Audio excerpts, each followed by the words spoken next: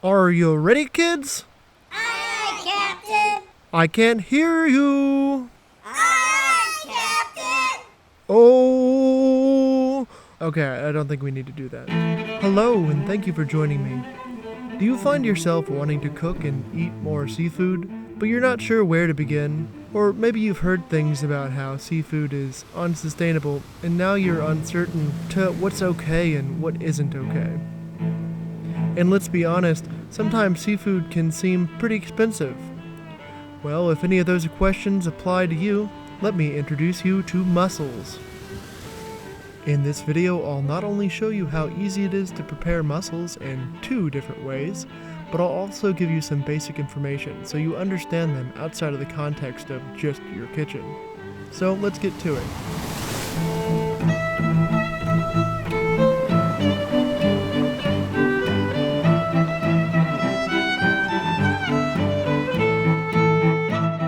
I have here 1 bag of mussels, which is 1 kilo or about 2 pounds. If the mussels are given to you in a plastic bag when you buy them, make sure to take them out of it and store them in an open container in the refrigerator. Mussels are sold living and last longer when not cut off from air. This amount of mussels will be enough for 2 people. Because of the modern techniques employed in the farming process, the mussels are more or less ready to go by the time they get to you. Just go through the batch and dispose of any that have a broken shell. If any of the mussels still have remnants of their beard attached, remove it. Barnacles are okay to leave on, but if they are in big clusters, you can certainly remove them, but I would recommend using a butter knife instead of your fingers like me here, because they can be very sharp. And don't panic if the mussel is slightly open. Just give it a couple light taps and see if you can get it to stay closed. If it is still wide open after tapping, throw it out. That means it has died. But if the mussel closes back up or just barely opens, I leave it in. After you have sorted through the mussels, give them a rinse in some cold water, and they are good to go. Mussels are great because they are affordable, sustainable, and easy to prepare. Everyone loves a deal, and mussels are a great value. I haven't crunched the numbers on the whole globe, but in my shopping experience in both the US and Europe, I find mussels are always the most affordable seafood. On average, I'd say expect to pay about $2 to $4 or €1 a person when buying mussels. On top of that, they are widely available. In a world with a growing population, questions of sustainability cannot be ignored. This can be a tough issue to navigate while cooking seafood. Some species of fish are problematic because their population has been greatly depleted by overfishing. Other types of fish might be problematic because the way they are obtained is destructive. When it comes to mussels, though, the majority are farmed, and unlike salmon, tilapia, and shrimp, which can pose environmental issues when raised in poor quality farming facilities, mussels avoid this by their very nature. Mussels are bivalves, which means that they filter and feed off the water around them, essentially cleaning it as they go. Farmers attach tiny mussels to ropes which are suspended in the water on rafts and left to grow. No processed feed is needed to grow them, and no other fish species are caught in the process. It's a win-win. Now we just need to do a little knife work, open a bottle of wine, and we'll be at the dinner table in no time. I have here a couple small shallots, which I'm just going to peel and dice.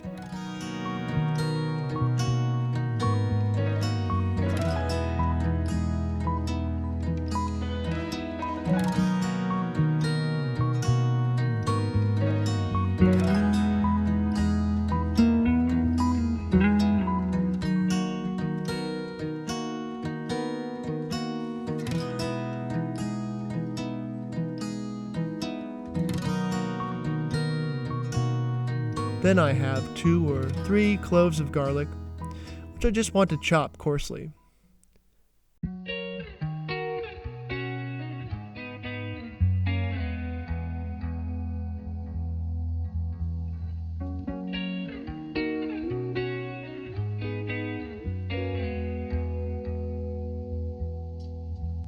Between these aromatics and the wine, that is basically all we need, though you can always add more. If you have some parsley or thyme on hand, you can throw that in when we get to the actual cooking. Today I had a little parsley and some tarragon, so that's what I'm using. As for wine, I'm opening a young, straightforward Riesling from Alsace, France. Really, most any white wine will work, but I think something lean, fruity, and acidic would work particularly well. It's also very common to see recipes that use beer, so don't be afraid to give that a try. And if you want something non-alcoholic, try using the least sweet sparkling apple cider that you can find. On to the action. I'm putting a large pot over medium-high heat on my stove. Then I go in with a good pad of butter. As the butter is melting, I'm going in with my diced shallots. I give that a pinch of salt. Once the shallots have cooked for 30 seconds or so, I throw my herbs in and let those soak in the goodness of that hot butter for a bit. Then it's in with the garlic. Keep an eye on the heat. We don't want anything to brown at all. Also, just take a moment to appreciate how good this all smells.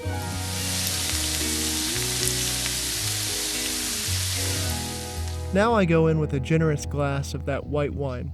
I let everything come to a simmer, which won't take long because the pot is nice and hot. Now it's in with the mussels.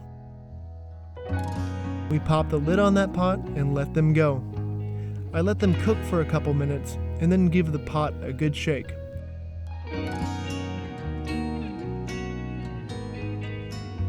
Taking the lid off to check in, we can see that many of the mussels are starting to open. Not much longer now. After another couple minutes, I give it another shake, cook for a minute or so more, and then take a peek under the lid. Looks like they are all opened up, which means we are done. See how quickly that came together?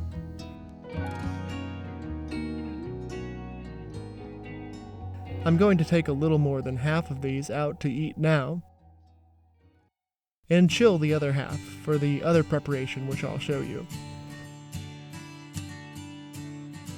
As you are going through them, if you see any mussels which have not opened, discard them. Notice I'm using a slotted utensil to lift the mussels up and out of the broth in the pot. Looking at that broth, we can see that there is a bit of grit settled at the bottom. What we want to do is gently pour that broth out into a bowl, stopping when there is just a little bit of liquid left. Looking back, in the pot we can see that the gritty bits remain behind. Don't worry about the little bits of shallot and garlic. Their essence has been infused into our broth. Now, look at that big, beautiful pile of mussels. And of course, we should take some of that amazing cooking liquid and ladle it all over. Usually when I make mussels, I end up with more liquid than I need, so I love to save it and use it the next day to cook rice or incorporate it into a soup.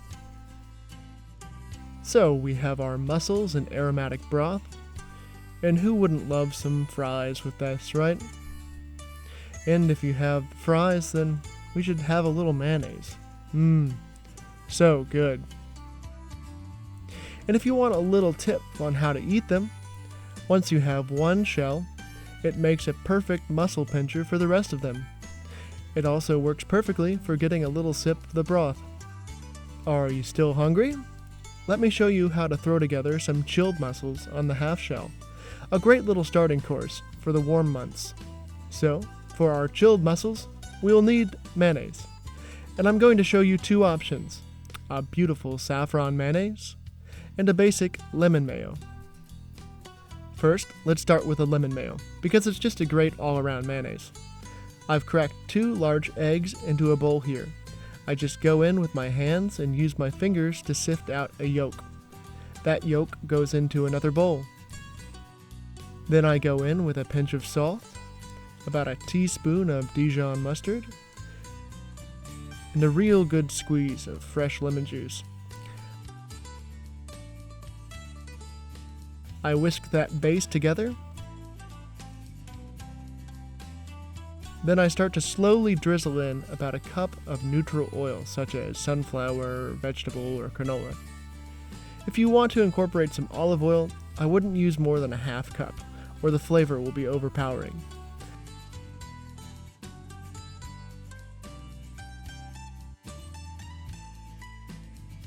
As you whisk and whisk, you will see the consistency change from being runny to thick and silky. Maybe not as thick as the stuff that comes in jars, but hey, that's not what we're after anyway.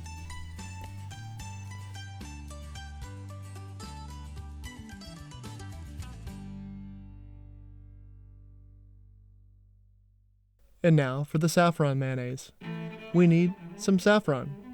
I know it's extravagant and a little expensive, but a little bit really goes a long way. I'm adding a small pinch to this schnapps glass, and then pouring over about an ounce of steaming hot water.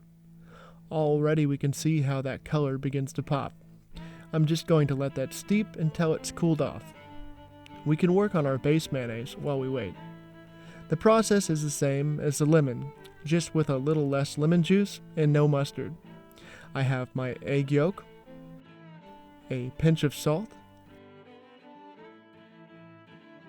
about a tablespoon of lemon juice.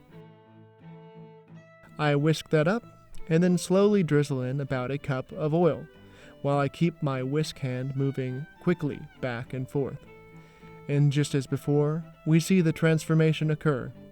A soupy mess becomes a velvety composition. Now, once your saffron tea has cooled to room temperature, pour it into the base mayonnaise and give it a stir to incorporate. Look at that great color. And it's amazing how the fragrance from such a small amount of saffron can really permeate so distinctly. Yes, it did get a little looser when we added our tea, but that will be perfectly fine for this application. Back to our chilled mussels. Go through and pick out any herb stems that might be left behind. Then go through and simply break off 1/2 of the shell. Then you pinch out the mussel and set them aside. Now we find a plate that we like. A lemon seems appropriate. Now I just arrange my half shells in a nice way.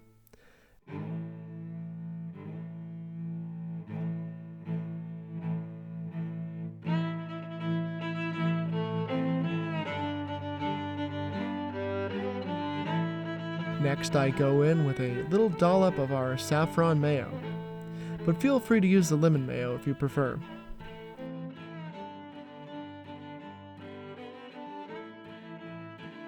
Now, using some tweezers to make my life a little easier and to keep me from handling the food too much, I place the mussels back in the shell.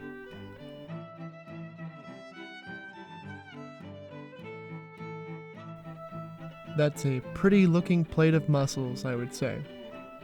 But feel free to experiment with other garnishes. I thinly sliced some chili peppers and gave the mussels a little red hat. It added a little bit of color, but also a nice little hit of spice. Don't stress about what to add. Just follow your heart and remember that the world is your, mussel. Thank you for joining me. I hope this video gives you the confidence to cook up a nice big pot of mussels for your friends and family. And even if you don't plan to cook them anytime soon, I hope you enjoyed the ride. The new camera is pretty nice, huh? If you like this video, you can physically show me by clicking the like button at the bottom of the screen. A subscription wouldn't hurt either. Only more great stuff to come. And as always, questions and comments are encouraged in the old comment section. Until next time, cheers.